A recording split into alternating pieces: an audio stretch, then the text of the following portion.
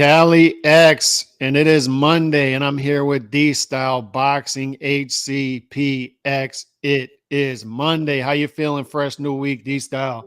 I'm feeling good. Feeling really good. I cannot complain. That's for sure. And this was an action-packed weekend, to be honest. Not the big names that people would like, Yeah. I would guess, but action-packed. I mean, you had good fights. You had Lopez versus Gonzalez. Then you had my favorite, William Zepeda, in action Saturday. And then you had this morning for breakfast. You could have woke up, ate some breakfast, watched some Japanese boxing, depending on where you are in the country, right? But woke up, watched some Junto Nakatani, some Kenshiro Teraji. So action-packed weekend full of good fights. Action. We got action this weekend. Let's start off with this morning and work our way back among some other things we want to talk about as well. Junto Nakatani, I'm going to tell you right now, D-Style, you better keep that seat warm because, look, I'm going to ask you off the gate. Like, if Gallo Estrada and Kazuto Ioka fight in December, who are you picking? You're picking Gallo Estrada, right? Yeah, but by the way, that is a great fight. By the way, that's a great fight, and that is the fight. By the way, to finally it settles the score. Just real quick, it settles the score for like that generation. You know what I mean? Like that. Because Nakatani is the next generation. And what I'll say is this: that's for the world. That's for the crown of the world. I'm sorry, Calix. You know what I mean? The crown of the world. But as far he's still going to be the emperor of Japan, even if he loses to Gallo Estrada. He's still the ruler and the best 115-pounder out of Japan, even with a loss. And what I believe will be a very competitive and probably fight of the year type of fight with Gallo Estrada. You are correct on all of that, by the way. I can't throw shade. Ayuka Gallo Estrada, great fight. And it is for the emperor of the world. That is for the king of the world. All right. And the emperor. Leonardo DiCaprio stuff, bro. That's like Edge of the Titanic. I'm king of the world. That's what it's about, bro. I got nothing but respect for the other 150 pound fighters. Kazuto Ioka, Hall of Famer. Gallo Estrada, Hall of Famer. First ballot. No questions asked. Chocolatito, my guy Chocolatito. But I'm telling you right now, all that being said, the future right there in the present.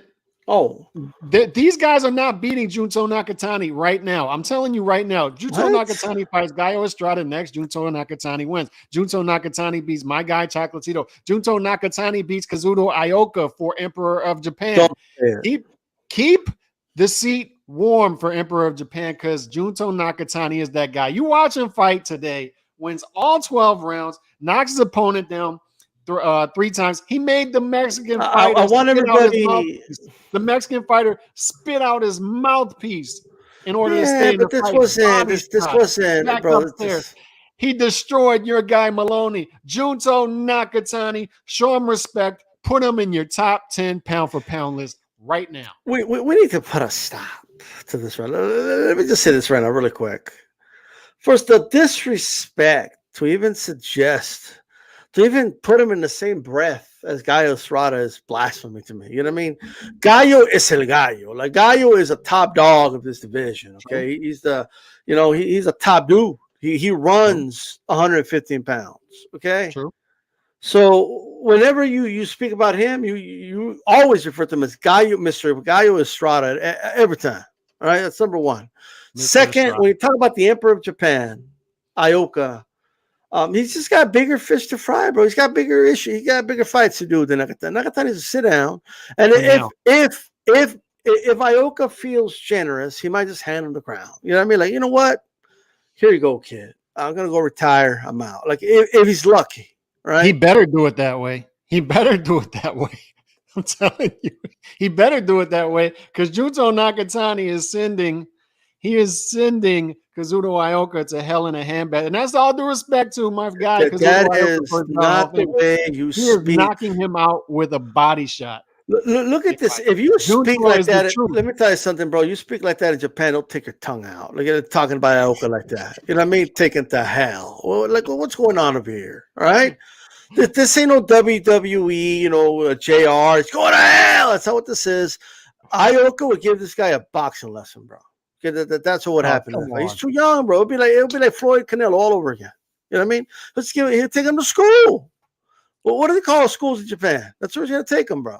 You know what I mean? What do they call him? I don't know. But Yeah. Junto, in all seriousness, you can see the American style in him. You can see that he trains in California and LA. He's got Here we the go with the American bias. You know what I mean? Like it is what it is. look. I'm just saying, you can tell this guy's got a killer Gakko. It's instinct. Gakko. He's gonna take him to Gakko, bro. That's what he's gonna take him to the Gakko. He's got American swag about him. He wants to knock guys out. He wants to destroy them. He's got the body punching that he's learned from sparring with Mexican fighters in Southern California. I'm just telling you, this guy's got it all. He has got it all. I mean that's gonna work for when he fights, a good Maloney? but not great Mexican fighter like you fought. That's gonna work then. But when it comes to like the Estradas, when it comes to because he's sparring the dudes that shine Estrada shoes. Is who he's boxing. Yeah, that's who he's fighting, bro. You know what I mean? Estrada's like the head. He's like the Pancho Villa. He's the head dude. That's number one. Second, what he should fight the winner. I think Nakatani versus the winner of Guy Estrada versus Ioka. I'm all for it. You know what I mean? Me too. And once Guy takes him to school too, then I guess he can fight for second place. You know what I mean? Him and Ioka. Like it's all good. All due respect to Gaio, but I think he's on his way out. Well, you can't say that. Come on. I can say that. Like Gaio to me is arguably the greatest Mexican fighter of the past decade, 15 years. And I'm a Canelo fan. And then you want to retire him? No, I'm not saying. You're wishing harm on him by a Nakatani? He's been around for a while, and this is a young man's weight class. It's a young man's weight class. Chocolatito, my guy. Like, I right now, I'm picking Junto over Chocolatito. That's my guy. Look, Gallo, Chocolatito, they had their day. The new guys are coming up, and that's the dude right there. He's the one. Tell you something, bro. Don't. There's an old saying from a country song, right? And I'm gonna tell you right now. I may not be as good as I once was, but I am good once as I ever was. It's going to be the theme of that fight if this guy gets in the ring with Gallo. I think Gallo Estrada will defend his territory. He will prove to everybody he's not taking West Side. He ain't taking over nothing. Okay. Yeah, and West Side's right. He's taking it over. He ain't taking over nothing. He's special. Okay? Like I'm just telling you right now. Plus, he ain't from the West. He's from the East. Okay. And all Team Batman boxing, smart mind. Again, this is the product of Calix brainwashing people. Let's go down the line, right? Oh, he spars in America, so that automatically means he's better than Ioka. That makes him better. Like I mean, he just finished. He just retired. You're acting like we hate. Brother, you're acting like we hate Gallo. Look, Gallo gets nothing but respect. You might as well hate him. I mean, no. Listen, yeah, y'all might as well join. My guy. Chocolatito's my guy. As in saying that, I have to respect Gallo because Chocolatito went life and death with Gallo over a trilogy. So I have to respect him. You might as well hate Gallo. I mean, at this point, I mean, you might as well say you're wishing harm upon him. Oh, when Nakatani gets going to take him to hell. Like all I want to say is this. I think Gallo would win a fight against him. Yes, he beat Maloney. Yes, he did. But I don't. For the first 5 rounds, that was a tough fight for Nakatani, bro. Oh, come on. Like he was getting to him a little bit. I just think the power started to create separation in that fight. But I don't even look. I know you keep saying, well, even my guy got Chocolatito. I'm not sure he could handle the pace of a Chocolatito coming at him like that. Now, granted, Chocolatito's been knocked out before, and I do think it's a bad style matchup for Chocolatito overall. But I don't. Gallo's been there with big punches, like, bro. These weight classes, you're not supposed to be in your mid-30s. That much wear and tear. It's a new age. It's a new age. You know what I mean? It's a new. Gallo's making waves. Gallo's making history out here. You know what I mean? That's all I'm saying. Like I'm telling you, the fighter who's arguably the best Mexican fighter of this generation. That's between him and Canelo. Yeah. That's it, right? Everyone else, like that dude, like he ain't ready to give up the crown, bro. And If he proved in his second, third fight that he does belong in that conversation with Chocolatito, right? Because remember the conversation was, sure. yeah, he's great, but he's not Chocolatito. No, he's up there. And on top of that, he's one of the more disrespected fighters because people always like to talk about disrespected fighters and, oh, this guy's underrated. How dare you disrespect this guy by not putting him in the top 10? You got dudes out there not putting Gallo Estrada in the top 10, pound for pound.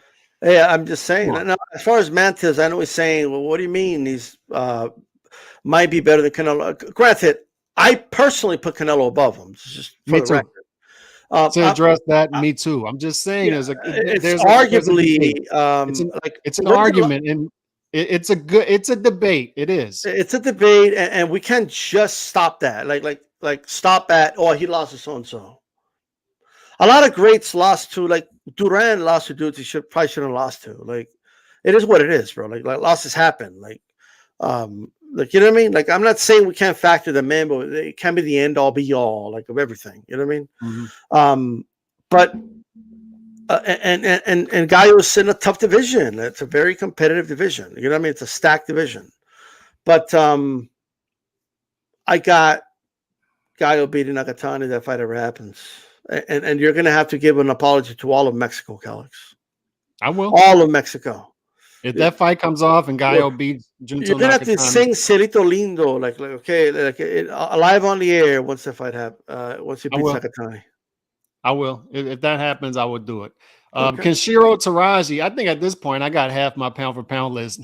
His Japanese fighters. Kenshiro Teraji wins today, beats Heki Butler. And for the people who didn't catch this fight, Teraji had some difficulties middle rounds in this fight, but this stoppage was beautiful. Once again, man, these Japanese fighters, they have a killer instinct. He went to the body as well. Stopped Butler in this fight. And the thing that's impressive about Teraji is another guy kind of flying under the radar in the lower weight classes, putting together a Hall of Fame type career. You're talking about now 13-1 in title fights. This guy's fighting title fight after title fight after title fight. He's unified in the division. Beat Hiroto Kaiguchi last year to unify. This guy can fight. 9th round KO. He's got the WBA, WBC now. 22-1. And out of those 23 fights, 13 title fights. What is it? What do we have at 108? We got Kenshiro has 2 of the belts, Nashinga, one of them, and Gonzalez, the other one. If he's able to unify this division, I think he's one of those fighters that will. I think he'll unify this division, become undisputed in that division if defenses don't get in the way. But another guy that's impressive and just proving that you and Beeb talked about it last week, to y'all's credit. It's now a universal sport. We now have more access to fights that are going on in other parts of the world. Yeah. And it's beautiful once again to see the Japanese scene doing what it does. We possibly have Gallo Estrada versus Kazuto Ioka New Year's Eve. Naoya Inoue will likely be fighting undisputed in December. So this is another hotbed in boxing. Japan. Australia, you talk about the Australian scene a lot. It's another hotbed in boxing. I don't know if you have anything to add to that. Yeah, look, I mean, obviously, I'm being a little facetious when I talk about Nakatani sparring in the U.S. I think that's very important. It doesn't stop at the U.S. It's not just that it's because it's in America. Like it's that the gyms in America have a lot of fighters from a lot of parts of the world and a lot of different regions of the U.S. and South America, and so you get like different looks and different different type of sparring. That's very important. You know what I mean? Rather than just staying where you are and sparring the same type of fighter over and over again, right? You get a little bit of everything, and that's what we have a lot now. Like this it is a more universal sport. I think. Less and less are we identifying styles by region, so where fighters are from. I think that's becoming less and less of a thing, and we're seeing it. We're seeing it with Nakatani, especially. He is an all-around fighter, and I think even more so we see it with Inoue, right? If anyone doubted it, if anybody had doubts if these guys at 115 and 118 and or the real deal or not, and I'm not sure if Inoue's the real deal. I don't know any of these guys he's fought. Let's wait and see how he does against Fulton, right? And then he annihilates Fulton. He goes out there and just destroys Fulton a lot easier than he did a lot of the other guys at the lower weight classes, right? So that should definitely, if anybody had questions, right? Well, if that wasn't an answer, I don't know what is, right? So at the end of the day, I agree a lot with what you're saying, and I'm looking forward to it. And it's an exciting time. Like, I know there's a lot of things we complain about, and rightfully so, by the way, about boxing. But the one thing we can't complain about is our accessibility to fights from all around the world. Like, even if boxing, which would be a sad day, but if it ever falls in America and it's like a non-sport in the U.S., we can still watch it like a lot of soccer fans watch soccer here, right? They'll just be watching it from an international perspective. Like, there will always be boxing somewhere in the world at an elite level. Whether that stays in America or not, I don't know, right? I think it will, but I don't know for a fact. But we have accessibility like never before, and I think it's a beautiful thing. My grandfather couldn't watch like a Japanese fighter like this, like back in the day, unless a Mexican was fighting over there and they were televising on Mexican television. That's about it. So times have changed. Times have changed. Let's move to the Friday card. Bernardo Lopez versus Joet Gonzalez. I like that card. Once again, a good Top Rank putting together a good card, good main event, title fight. And on top of that, they showcase their prospects, right? That seems to be the Top Rank model, and they're doing a great job of that. Emiliano Vargas fought, and I think that guy is going to be a star at some point. Just my opinion. I know it's early, but I think he's going to be a star at some point. Xander Zayas, once again, speaking of a guy who's a possible star, I think that was an 8-rounder. He's moving closer to 10 rounders, 12 rounders in main events. So good card. The top of it. What did you think about Bernardo Lopez versus Joet Gonzalez? Because I know there were some rumblings out there about you had people.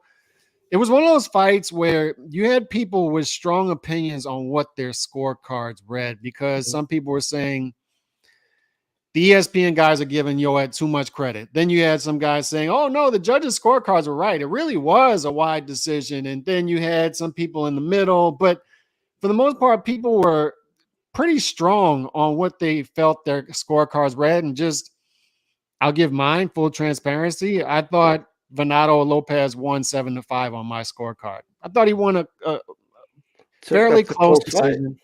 7-5, 8-4. Yeah, I thought Yoet performed better. He performed better than I expected. Remember what I said last week? I thought that Bernardo Lopez would win a 9-3 type fight. That Yoet would taper off in the fight. He would have his moments early, but taper off in the fight. Yoet performed better than I expected. What did you think? Hey, yo, hey. No, but look, I'll say this. I'll go over my rounds right now. I'm on my Twitter account, and I'm going back, right? First of all, I'm sorry, bro. Like, Brad is hot and cold, and he's obviously knowledgeable about the sport. It's not about that, but I'm not a fan of his style of commentating. I'm not. I'm not a fan of, like, telling us what a fighter should be doing instead in the middle of a fight, and what he thinks this other guy is setting up, and just call the action, bro. That's all I want, bro. Just tell us what's happening in the fight. That's it. You know, and tell us between rounds. Like, you should be giving your breakdown what you think each guy should be doing, like, before the fight, and then just call a fight after that. And if you think a guy should have been doing something different, tell us after the fight. Because you can sway people during the fight that way, like, unnecessarily. You know? I thought the rounds were really close early. Those first 4 rounds were kind of tough to score, in my opinion. But I'll say this: I had at one point Bernardo Lopez up 4-3 after 7. Okay. I had him up 4-2. Let me start with that. I had him up 4-2 at one point. And then I gave Hoyt the 7th. I gave Lopez the 8th. And that was the last round I gave him. While I think the rounds are close, rounds 9, 10, 11, and 12, I give them all to Hoyt. I thought he edged them out.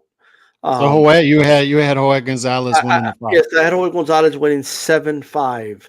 Now, listen to what I said though. Like some of the rounds are close. So like if I give one of those to Venado, it's a draw, right? If I give two of them, even one of the early ones, right? You could still I could see a 7-5 for now easy. Like it's not that hard. But my problem is the judging, bro. Like so what did you see in the fight that you feel the judges didn't? I felt like the judges were giving Venado Lopez too much credit for the haymakers he was throwing when most of them were getting blocked. That's number one. And I don't think Hoyt was getting credit for his counters. I don't think Hoyt was getting credit for some of his body work, quite frankly. I don't think Hoyt was like he wasn't getting credit from the commentary team from it. And later in the fight, he was bouncing the dude's head back, bro. Now, that's not to say that like both guys could have done things differently and better, but it's frustrating to hear Bradley talk about what each guy should, what especially Hoyt should be doing better. You know. Let me ask you this, Calix. When a guy like Hoyt has his guard up and he's blocking shots, right? Why does Bradley go out of his way to let everybody know that, yeah, he's blocking these shots? But, I mean, what I want to see is I want to see him make the guy pay after you block the shots. That's not what I'm not seeing from Hoyt, which is fair. I get that. But if a Devin Haney blocks shots with a shoulder roll and moves away from punches, right? That's great defense. Where you're accomplishing the same thing, you're blocking or making a guy miss is the same thing, essentially. But it seems to me like the style in which you do things seem to matter to certain people instead of just the effectiveness of it, right? So if whether you're blocking shots with a guard or you're doing it with the shoulder roll, okay, one may look more flashy and may look more quote unquote skillful, but are they not accomplishing the same thing? You're blocking shots. And I feel like Hoyt fights with a high guard. And I'm not the biggest fan of the high guard. However, when a guy is successful at blocking punches with a high guard, right? For whatever reason, they don't seem to get the same type of quote unquote praise that other styles get for making guys miss, etc. I think he was doing a decent job, not amazing, but a decent job at blocking some of the punches from, especially later in the fight, from Lopez. And I think as the fight progressed, Lopez it looked like he was running out of gas. And I think Hoyt looked like he had more energy. I think Hoyt, not like the dog bull fight, he came out strong in the 11th and the 12th, and he went out there trying to win. And to see that a judge didn't even give him the 12th is like, I keep hearing people tell me like, well, it's Loma's fault he lost against Haney because he didn't put his foot on the gas. Well, apparently if a guy puts his foot on the gas, it doesn't matter anyway, right? A judge still will give it to Hoyt, right? Against Lopez in this case. Here's where I would disagree, and I think where the judges disagree, although I wouldn't have it as wide as they did. And I understand CompuBox is flawed. I get it. But I think it generally gives you an idea. If you look at the percentage of punches landed, total punches, they both landed around 22%. Total jabs, they both land about 20%. Sure. Power punches, they both land 23.5% on the dot. So they're both equally efficient, but what's the difference? Lopez throws 221 more punches than Gonzalez. So in a close fight like that, where both fighters are equally efficient, I think generally they're going to go with the more active fighter.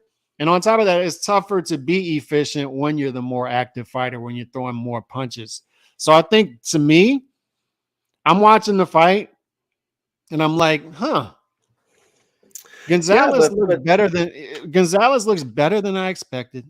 he's in this fight. Like there was never a moment where I was like, oh, Gonzalez is getting outclassed here. It wasn't that for me. Right, It's right. like this is a good fight, and this I is a just close think fight. the issue And I then have. the difference, though, to me was in a tie to the runner case, like tie goes the runner type of thing. It's like the more active fighter to me was Lopez, and I was giving him the benefit of the doubt in the fight. Yeah, but the problem is this, Alex. You got to look at the round by round. So like Lopez was just landing at a much higher percentage early in the fight, and Yeah. then it started to drop. The reason for that because he wasn't landing at such a rate, at least from what I saw, right in the second half of that fight.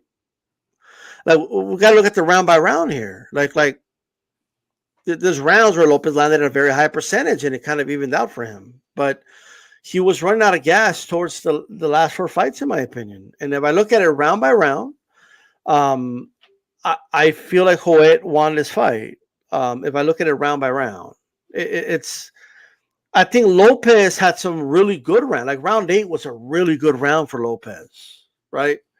And I felt, and I gave him some of the close rounds early, but I'm not. Again, Bernal Lopez is one of my favorite fighters. I'm not even mad that he won. Like it's just the problem I have with the judges, Alex, is that they didn't even like the scorecards they turned in were trash. Aside from that one judge, one of them didn't even give Hoyt round 12. Like, I mean, or like there's one of them that didn't really. He only gave him one out of the last four. Like one out of the last 4 rounds. Like that is astonishing to me, bro. Like, look, I'm looking at the scorecards right now. Okay, Hoyle, like he gave Lopez rounds 10, 11, and 12, bro. And like, in what world do you give all 3 to Lopez? Weisfield. I mean, he did give 2 of the last 3 to Hoyt, fair, right? And then Carrion gave 2 of the last 3 to Gonzalez as well. What I want to ask Alex is, what the hell was Hoyle watching in the last 3 rounds that he could? How did the other judges give 2 of the 3 to Gonzalez, but he gives none to Gonzalez? I just that's astonishing to me. Like maybe just to be open though, you don't think this was on your end? You're not taking a stance. You're not taking a stance with that. You don't have any problem with, like you thought strongly Hoyt won the fight, and you can't see that Venado Lopez won this fight. Like you can see how Venado Lopez won the fight, right? Yeah, Like, I tweeted out. I said, look, I don't mind the fact, like, if Venado, like, if someone like you scored it for Venado, that's and you gave your assessment, it sounds fair and logical, right? And if somebody scored it for Venado Lopez, I don't have a problem with that at all. Actually, I could have scored it for him. It just there was some of those rounds I wasn't sure to give it to, right? So I could have easily given it to Lopez myself. My issue is a judge that gave. Do you remember how he scored it, Alex? How he scored the last 4? Yeah, sweet. So how did Hoyle give the last 3 to Lopez? And by the way, he's the one that scored a 118, 112, bro. You know what I mean? So like 118, 110, I'm sorry, but if he actually, like, if he gives 2 of the last 3 to Gonzalez, we don't have as much controversy, bro. It's just that I just think he liked what he was seeing from Lopez, and he probably just kept going with that. But I don't know, man. If you give round 9 to Lopez, to Gonzalez, why wouldn't you give him 10, 11? Like, I just there's a lot of questions I have, and I want to know what you think about this. What do you think about judges having to answer questions from the media and the press about why they scored a fight a certain way? For whatever reason, commissions are against that. I say it's bullshit. I think a judge should be able to answer why they scored a round a certain way, in my opinion. And I think they should be open for interviews after the fight. Yeah, 100%. And on top of that, here's what I'll say too about Hoyt Gonzalez. And you and I are big believers in if you lose certain fights, you lose the fights, man. It's not a big deal. It's not the end of the world as long as you're fighting the fights. And he's one of those guys that you can say, yeah, 0-3 in title fights. This guy's never won a title fight. He's going to come up short. But, you and Beeb were right about that last week. It's lazy thinking at the same time, because look at who his title fights are coming against. Like this guy, it is not easy. It has not been easy for him. Nope. Navarrete, Shakur Stevenson, and now Venado Lopez. You talk about a tough track to a title. I mean, this guy's not being fed a title like a Raleigh Romero, and this is how things can be lazy, right? Like you can see, we can talk about that with the NBA too, right? Like Charles Barkley never won a championship, but Charles Barkley's better than 99% of champions that have ever won an NBA championship. Mm-hmm. It's the same thing here. Is you're not going to claim that Raleigh Romero is a better fighter than a guy who wins a vacant title or an easy title, spoon fed to him, better than a guy like Joel Gonzalez, who has never won a title. But look at who this guy is having to fight title fights against. I have no problem with him being 0-3 in title fights as long as he's fighting the fights, and he was competitive in this one. Another tough title shot that he fell short on. I got no problem with it. Yeah, look, I mean, at the end of the day, I think he earned a rematch at the very least. I like the fight. Those people complaining about the fight, I actually like the fight, but that's me. People have a right to feel how they want, but I personally like the fight. And then, but to me, bro, I just think like if I was Gonzalez, I would lay back a little bit, fight some guys I know could beat. You're getting a little bit of a winning streak, and I think he earned to like try to, sneak one in. Like if anybody has, it's him. Yeah, like let him kind of take a back seat and wait for someone to be holding a belt that he could like beat. That's. Do you think he would? Like if you look at 126, Ray Vargas, Lee Wood. Him and Ray Vargas is a 50-50 fight, in my opinion. I think he beats Lee Wood. I got to be honest. I like Lee Wood. I think he beats Lee Wood too. I think he beats Warrington. Although Warrington doesn't have a belt, but let's say he beats Lee Wood. I think he beats Warrington. People thought it was crazy when I said he would beat the Spaniard. I said Joel Gonzalez would beat. I forgot the Spaniard's name, but it would beat him. Yeah. So is he a gatekeeper? Possibly, but I think he's still a guy who can win a title. He's still a guy who can win a title, and he's going to be in fun fights regardless. And I like 126. I think he fits in somewhere in that top 10. People need to understand, man, like this was actually very common.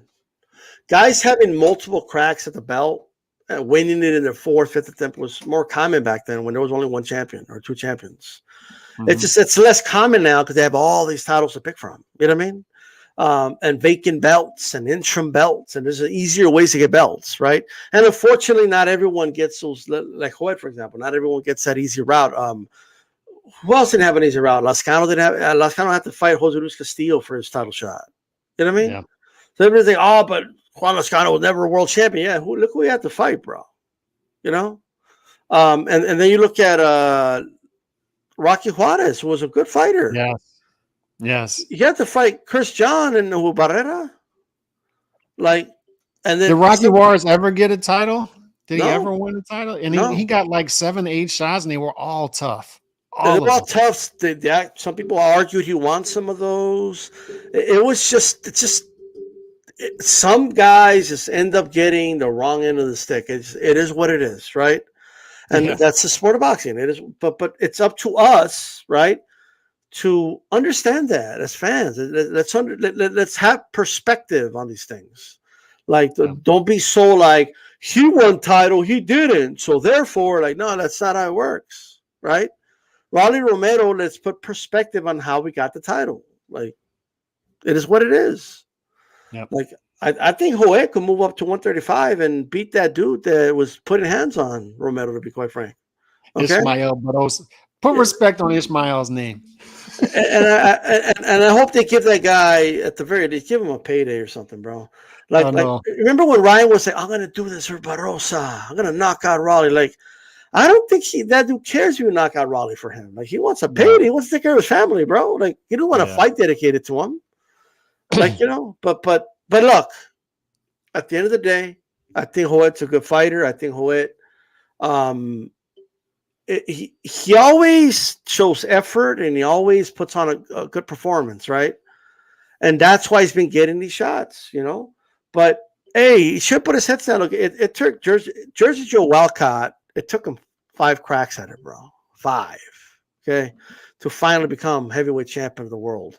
You know, but 5, yeah, the motherfucker had to fight Rocky Marciano. He had to fight Joe Louis. Like some dudes don't have it easy, bro. You know what I mean? Like it's this what it is. So, hey, William Zepeda. If there was ever a guy with the wrong nickname, it's him. I'm watching this fight on Saturday. I'm like, Camarón, it's kind of growing on me actually.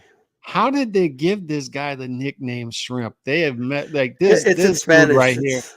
He deserves a cool nickname like the Mexican Murder Hornet. I'm just saying. I just keep throwing it out there. But let me ask you this before we dive in on Zepeda. Do you remember when Canelo's nickname came out? They were calling him, like, in English, it's Cinnamon. yeah. And did you at first think, oh, that's lame? They need to give it, like, call them the Mexican Destroyers or something more badass. But like, but like Canelo sounds fine in Spanish, right? Yeah, it does.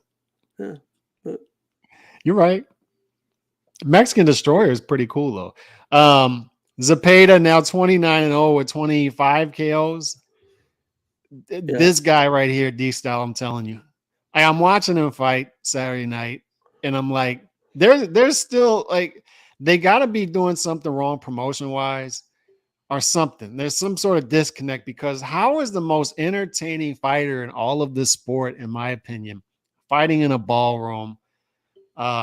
And he should be fighting in an arena, this guy. This guy's style is phenomenal. He threw these style through 5.5 rounds. He threw almost 700 punches. He was throwing almost 100 power punches per round. Power punches per round. I'm watching him light up Jesta, however you want to pronounce his last name. I'm watching him light up. I've never seen Hesta lit up like this before. And he is just lighting him up. And props to Macedo Justa because this guy had a hell of a chin in this fight. And he's taking these shots and he's continuing to go. And he eventually had to stop it because it was going to get ugly. But Zepeda, this guy's style, how he fights, I think he's live with everybody.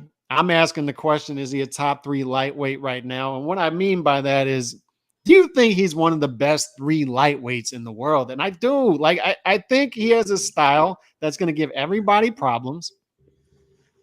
And I look at the matchup, a possible matchup between like Zepeda and Tank, although it will never happen.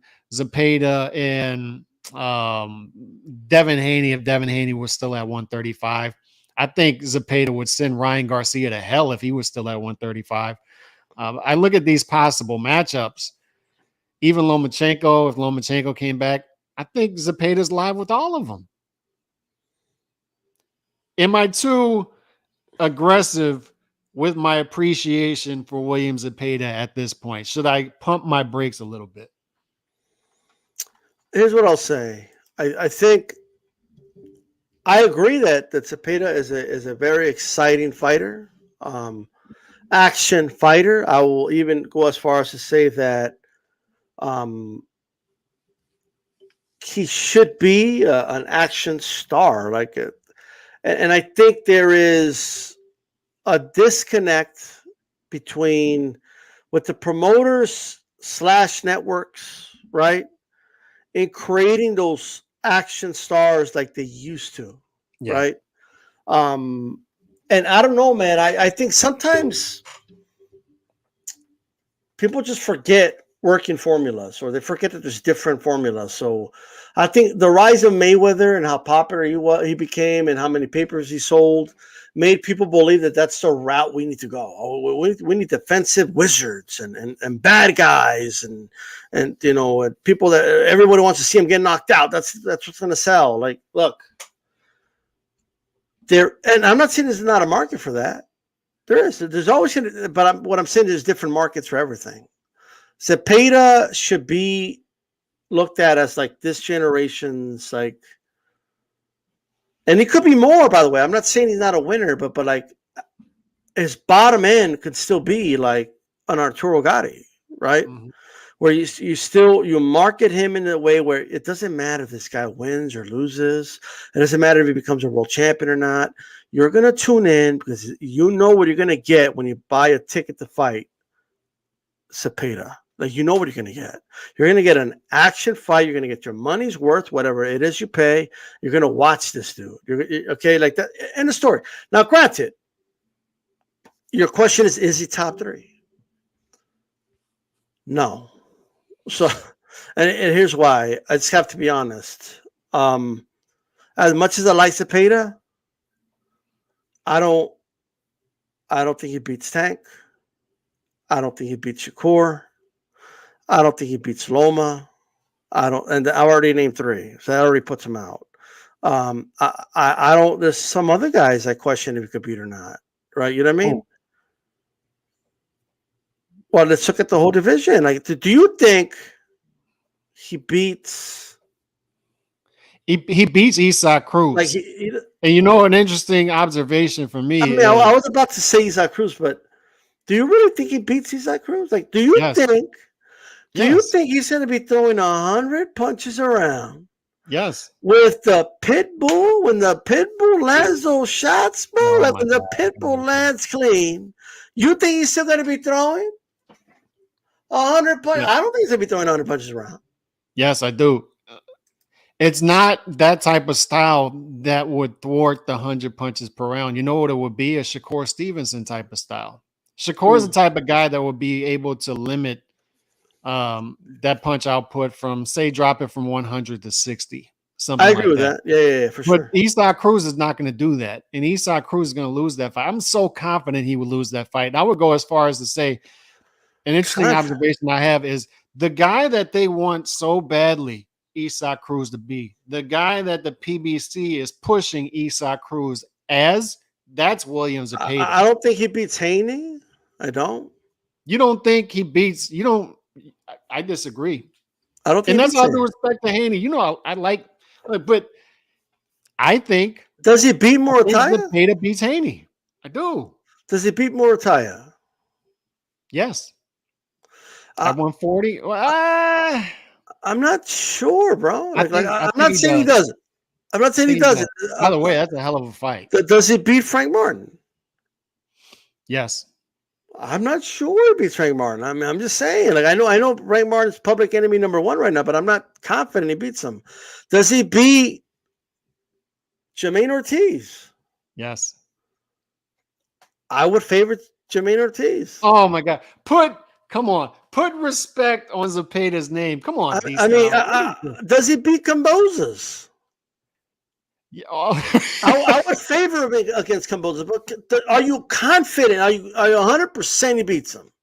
Yes, 110%. So they should do everything they can to make that fight, then, because that's a former unified champion, undisputed, or whatever, and you can make that fight happen. Though. They're gonna do that thing. He's on the wrong side. But let's not do that. We know. Theoretically, we're not doing that. Theoretically, I say he easily beats him. But what I'm saying, they're gonna do the other side of the street. With I don't think he beats Keyshawn Davis. I need to say this too. What? Aaron De Los Santos. You think he beats him? You don't think he beats Keyshawn Davis? I'm not sure. I don't think he does. No. God. I think Keyshawn Davis would just counter him. His output would drop. Personally, now granted, I'll be honest. I could totally be wrong about that. I mean, I'm not counting out Zepeda, but I'm just saying, like, you know, he's a really good fighter, Zepeda. But I just need to see him in a little bit more of a step up to have a better idea. Like, you know what I mean? Like, I like what I'm seeing, dude. Like, he's throwing a lot of punches, but I haven't forgotten when Jojo hurt him in the middle of that fight with a counter. You know what I mean? So Jojo caught him with a really good shot, and he hurt him, bro. So what's going to happen with a better counterpuncher? But a better counterpuncher, what's going to happen then? And I think you are grossly underestimating Isaac Cruz. I think the chat is too. Look at you guys judging. with your judging eyes on Isaac Cruz. This is amazing. You're killing me right now. Manta's $10 super chat. Zepeda may not have the skills of the other guys, but do you really not think his motor can make a difference? And that's what I'm saying. Motor, number one, and I appreciate the super chat, by the way, but also the skills thing. Just because a guy can throw a 1-2, get his hands back quick, and then nice footwork. They're all skilled. There are different types of skills. And this guy's skill, he's like, for the college basketball fans out there following it for a while, he's like Loyola Marymount in the early 90s. It's like, how do you deal with the team that's averaging 120? But let me ask you this, Alex. What happens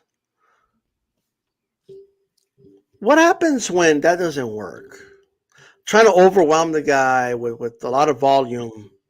What happens when someone neutralizes that? What's Zepeda's plan B? That's the point. Like, everybody's saying that, but who's going to neutralize it? I mean, it's a good thing to say, and then at the same time, people are going to say he's on the wrong side of the street, so we don't find out. This is the problem with we need him to step up. Okay, number one, if Shakur offers him a fight again, he needs to take that. All right, because you and I have both been vocal about that, and we didn't give him a pass for that. It's like, dude, Shakur offers you a fight, you got to be the exception to the rule. The rule is if Shakur offers you a fight, you run for the hills. You got to be that exception. You're that dude. You're the dude that's like, all right, we're going to find out. I'll likely lose the fight, but we're going to find out, and I'm still going to be the action star. That's what Zepeda needs to be doing. And if Shakur points his way again, you need to take that. We don't give him a pass for that at all. I like Zepeda. I'm just pressing the brakes a little bit on the enthusiasm. I think people are a little too enthusiastic about what he could accomplish. I think there's not enough data to show, for me anyway, to show me that he could beat these guys in the top 5. So let's talk about the data. I'm glad you brought that up. So if he's not going to get the fights, if nobody but Shakur is going to speak his name, he's like Voldemort and Harry Potter, right? Like, I don't think he's being avoided. He's not going to speak his name, and then Lomachenko is over there. No. They're not speaking his name because he's not in the conversation at the moment. That's why. What do you mean he's not in the conversation? He's in the top 10. Okay, but he's not in the conversation. He's not like the media isn't asking people. Like the media isn't going around like just randomly asking these dudes, "Hey, so what about Zepeda?" Like no, nobody's doing that. Okay, why is Isak in the conversation? Why is your guy Isak in the conversation? The only guy that talks about Isak that I've heard is Ryan and Tank. That's it. Nobody else brings up Isak. Who brings him up? Why are they bringing up his name, Ryan and Tank, and why are they not bringing up Williams' name? This is my point. Like accessibility. That's all. But as far as Tank goes, because we know why. I mean, yeah. So the data thing you bring up. So here's the problem. He's not going to get the big fights. I think Zepeda should move up to the B League. He should go to the B League, and he should challenge the Ryans and the non-champions. The Ryans. He should challenge Tank, Isak Cruz. The B League. You know what I mean? The JV League. The top dogs, you stay away from them right now. I'm just saying. How do you go about that though? So here's the thing. This is what I'm bringing up as far as the data. Okay, we're not going to get any data of big fights because he's not going to get those fights. So then the second part of that is I think this is where Golden Boy is messing up and why there's a disconnect is if you put him in there with Mercedo Hesta level opponents 4 times a year, then we've got something. But how many times is he going to fight this year? By the way, the way you pronounce Hesta was beautiful. See how you did the Mercedo Hesta. But he's got it. This is the type of guy that's got to be fighting 4 or 5 times a year. He has to be. And that's where the disconnect is right now is you're not going to get your name spoken about. Like you're saying Isak Cruz is spoken about by fighting twice per year against this level of competition. Unless you're an Isak Cruz and you're not a real threat. Because he's not. Isak Cruz just isn't a real threat. But William Zepeda is a real threat, and he's not giving these guys any reason. What do you mean he's not a real threat, bro? Like, what do you mean Isak Cruz is not a real threat? Isak Cruz is how they speak of Isak Cruz, the promotion, the brainwashing tactics that the Isak Cruz people use on people, how they speak of him as who William Zepeda really First of is. all, do you know the William Zepeda, promoter? when they watch William Zepeda fight, that's who they want Isak Cruz to be, and he's not. Do you know the promoter of Isak Cruz is? The legendary Manny Pacquiao. That's who handles Isak Cruz. Okay. Yeah. So you don't think Manny knows what he's doing? I think he knows what he's doing. The problem with Isak Cruz is that you guys, your whole life, have been bullying short guys. Okay, he's 4'2", right? So you look at him, you look down on him. You know what I mean? Because he's short. But I'm not gonna let you guys bully the guy. The guy's a good fighter. Okay, and he gave Tank a much better fight than Ryan Garcia did by far. But everyone keeps talking about who should Ryan fight. Ryan's a big star based on what? Because he was on a pay-per-view with Tank, I guess, right? But he like I'm just saying, don't underestimate. Don't look down on Isak Cruz. Is all I'm saying. What I think you're doing today, you're saying pump your brakes a little bit, but I think there's some there's some hating going on from William Zepeda from the top of the screen. I love William Zepeda. It's a But great when fighter. I hear Jermaine Ortiz, you're all the way down to Jermaine Ortiz and George Kambosos. Did you watch George Kambosos fight Maxie Hughes? I did. And I also saw saw George Kambosos against Teofimo Lopez. Right. Yeah. So it is what it is. Like, look, I would favor Zepeda in a fight with Kambosos, but like to just say, oh, he's gonna win, it's definitive. I'm not. That's what I'm disagreeing with. You know what I mean? Same. Keyshawn Davis. Come on. Keyshawn Davis is a good fighter, bro. Like Keyshawn Davis is the next Shakur.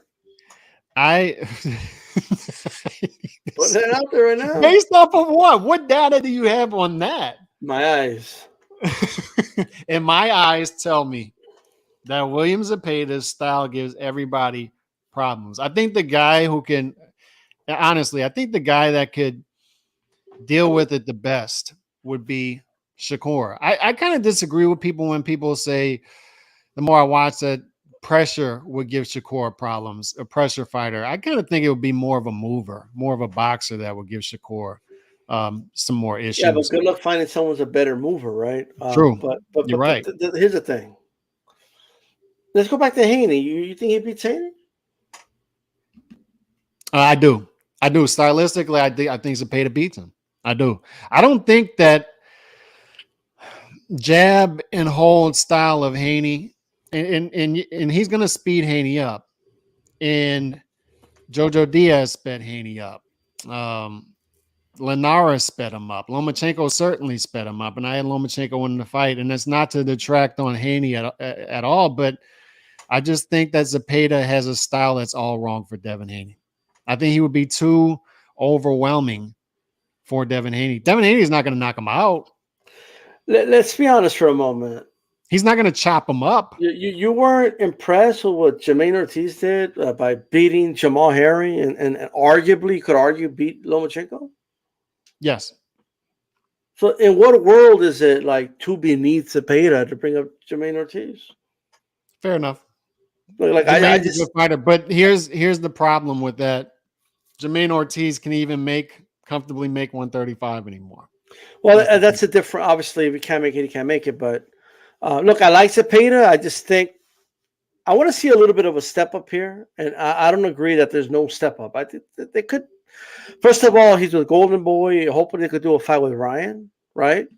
I don't know if Ryan's interested in that fight right now, quite frankly. But again, they're both the Golden Boys. So, like, why should we as fans say just give Ryan a pass and be like, no, it's okay, Ryan. You had a big pay-per-view. You're a big star, so you don't need to fight the guy. I'd rather say, Ryan, you should fight Zepeda. You know, that's what I would rather do. No, I mean, that's great, but that fight's not going to happen. Ryan's not going to take that. Definitely not. I agree with you. I don't think it's going to happen either. I'm with you though. I would love to see that, but I just don't see the step up fight out there. And this is where boxing is going to let us down. And this is where Oscar is going to have to recognize this Yeah. and corner the competition by just keeping this guy in people's faces and growing it out of a ballroom type of environment into, it doesn't even have to be an arena. Put this guy in front of 5,000-6,000 people somewhere. Have him fight in Mexico or something, because this guy is way too entertaining. He's too much of an action star to be where he's at.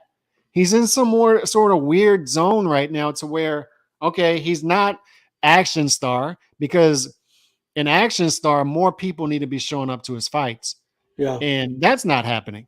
And then at the same time, okay, he looks like he can be a top 5 guy in the weight class, but they're not even doing that either. Really quick. Because Look, this is the product of American boxing, and I'm saying American because this is where they're putting the cards, right?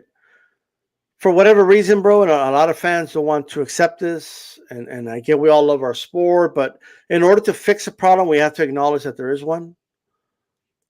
Boxing isn't that popular right now outside of the big names.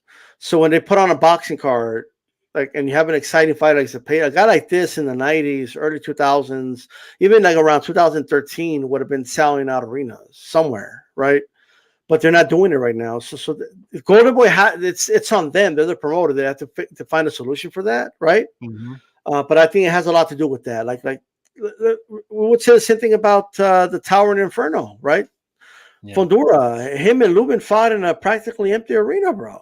Like his fight, and then that was like a fight of the year candidate, and then he does a fight with Mendoza, half empty, at the Punch Bowl. Yeah. Maybe that's why nobody shows up anymore, because Mauro Ronaldo like changed it to a crappy ass name like Punch Bowl. Okay, but nonetheless, that's a setting in which he would thrive, right? If you bring William Zepeda to that setting, that's a setting in which he would thrive. Not a bad seat in that arena. I hope, Calix. You would put him there 3-4 times per year against anybody. Yeah, like they got to figure this out, bro. They got to figure it out in general. But American boxing needs to figure out a way to get people back to the arenas outside of hometown fights and little casinos, and then obviously you got the big names. Just in general in America, we ain't selling shit. Like just in general, it is what it is. Yeah, and that's one thing we're going to be in agreement on here is. There's a disconnect there somewhere. I don't think he's ranked as high as he should be right now. And I think that's due to the lack of fights.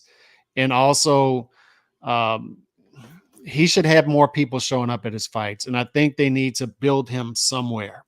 And I think a place like Carson, California would be a perfect place to do it in that setting. Just have him show up at the same place 3 to 4 times per year against whoever, have them mow those guys down, and have people continue to show up and build them that way. Have them as some sort of franchise there until the big fight comes, and you do it at Staples Center or wherever, or do it in Houston, wherever it is. But they got to get there somewhere. They got to get there some kind of way, because we're off right now. It's off. Whatever they're doing, it's off. Yeah, it is off, and I think it has a lot to do. And I'll be very brief. As much as I can. Beeb and I were talking to shout out to Little Penny out there. But we were talking to him, and he had this theory that Pacquiao would have been better off if he had actually gone with Oscar instead of staying with Top Rank. And I disagreed with him completely. Top Rank has a track record of building stars and building, building fighters. They just do. Okay, look at. They know where to put Shakur Stevenson and have a sold out arena. They had they just know what they're doing. Okay, they have a track record for it. Outside of Canelo, who you have to be blind and dumb to not be able to promote, what star has Oscar De La Hoya ever created? Nobody. Like, that's just the truth, bro. I just don't think Oscar knows what he doesn't have the infrastructure like Top Rank to promote at the ground roots level. Neither does Eddie Hearn here in the U.S. Eddie does, like Eddie, we've talked about this. He's going from, he's in London. When you say Golden Boy hasn't created a star, you don't count Canelo and Ryan in there? No, I said other than Canelo. Oh, okay, I got you. I got you. And no, I don't counter okay, let's give him Ryan, right? But like Ryan is not a proven commodity outside of a PBC pay-per-view. Like, if we're honest, let's see what he does with Ryan next, and let's see how successful that event is, and then we can judge it then, right? But even then, even if you give him Ryan, like I'm talking about a full track record. Look at what they're doing right now. Like Top Rank sets things up ahead of time, bro. Like right now they're building up Xander Zayas to be a pay-per-view, to be a Puerto Rican star 2-3 years from now. They're already setting that up. They're already doing it. They were putting him on the undercard of Berlanga fights. They put him on the right undercard to be on TV. Like there's a method to what they do, is what I'm saying. They have an infrastructure. Eddie Hearn does not have an infrastructure here, right? And no, Virgil's not a star, Remy. I love Virgil's one of my favorite fighters, but he's not a star. You know what I mean? But look, we'll obviously do plenty of shoulder. We could dive in deeper into all this, but I just think that Oscar De La Hoya is struggling with a guy like Zepeda. Doesn't quite know what to do with him right now, and it's obvious. Here's where I have a little bit of hope is if all these belts do become vacant, I would assume that Zepeda is going to get a shot of one of them, right? I haven't looked at the new rankings. I would think he's top 2 in one of the rankings. I would hope so anyway. And he would get a shot at one of the vacant belts, because if so, then we have a possibility, right? We'll fight. He'll get somebody for a title despite what promotional company that person is with. And if he gets his hand on one of those titles, there's going to be unifications out there. And we know certainly that there's one guy who's going to get his hand on a belt later this year who has no problem fighting anybody in the division, right? And I think that fight is always going to be out there as a possibility. That's the good news. Just I know Nando is saying that like where's the big pay-per-view star that like the Top Rank has, right? They don't have a pay-per-view star right now. But let's look at as a boxing consumer at the moment, right? That's what I am, right? Who's giving me a better bang for my buck, Top Rank or Golden Boy? Let's just be honest for a moment, right? It's not even close. Top Rank, so far. It's not even a question. You know what I mean? So I get that Top Rank has not been able to produce a pay-per-view star in years. I get all that completely. However, Top Rank's been around for decades, and they have created pay-per-view stars. They're the ones that built Oscar De La Hoya. Oscar De La Hoya is trying to like emulate Top Rank to a certain degree. He's just not being successful at it. You know what I mean? So at the end of the day, Top Rank has been a profitable company year after year for decades now.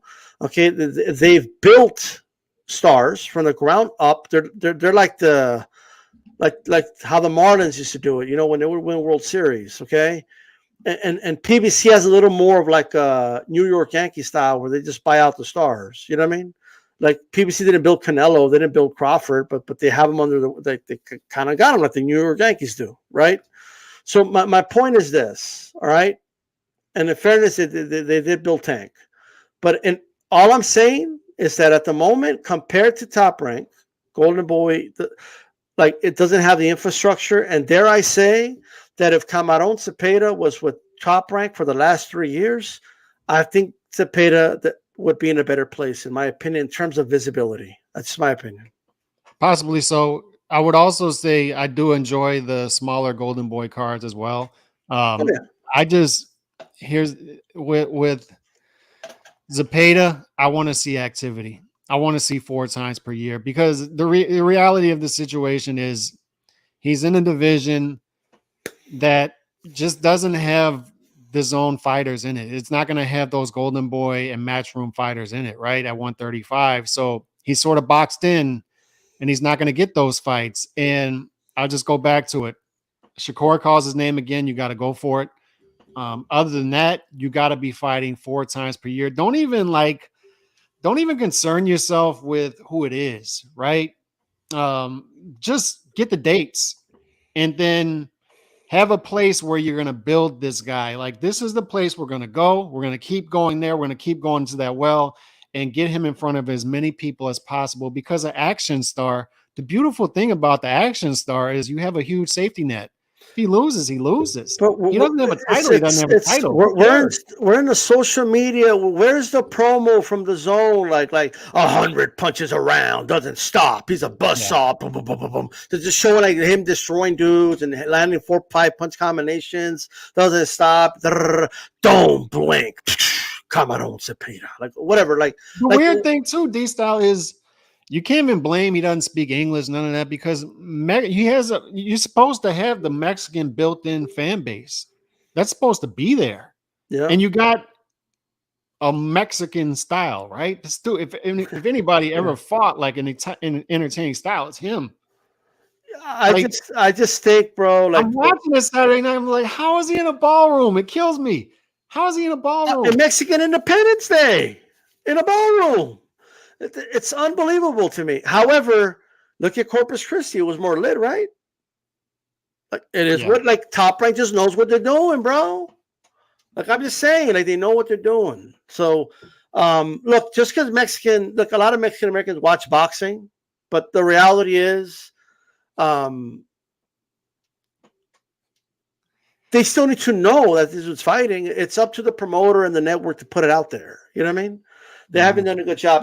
Till this day, bro, my uncle will ask me about Canelo, right? Anecdotal. He'll ask me about, Gallo Estrada, but he'll never ask me about. They just don't know Zepeda like that. He's still like, it's whatever, for whatever reason, he hasn't been put out there. You know what I mean? We got to get it there, though. You got to get it. There's too much footage you have that you haven't done a promo for this guy to zone. Like, do something. You know what I mean? And he's that dude, man. He's that dude. And I disagree with you. I think he beats a lot of those guys. I think he beats Devin Haney. Dude. Okay, well, let's see it. That's what I'm saying. I got to see it. We got to get there some kind of way. We got to get there. That's what we're about right here, about seeing the fights at the end of the day. We got to get there some kind of way. And I think it's going to be the activity route and the vacant belt route. And I think that's going to come sooner than possible, right?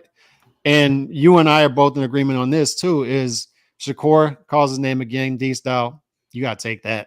You got to take that fight. And if you lose, you lose. So what? Who cares? So I agree. I'm going to be on here way more active this week. Last week, I expected to be more active, but contractors pushed up some contracting on my house to last week. So now I'm going to be active this week. Going to have a lot of boxing talk. I need to talk about the whole Bud Errol situation, the 147, 154. Got to talk about that. Got to talk about that as well. So I'll be back tomorrow, and we'll be on D-Style's channel with the HCP podcast. At this point this week, roundtable as well, always on Thursday. Any final thoughts, D-Style? Yeah, make sure you catch me in the ring with Christine later on today. I'll be doing a show with her at 4 p.m. Central. So make sure you guys tune in for that. There'll be a new show on Mondays that I'll be doing with her. And with that said, hey, see you guys. See you next time. HCPX. We out of here. Throw those X's up. Peace.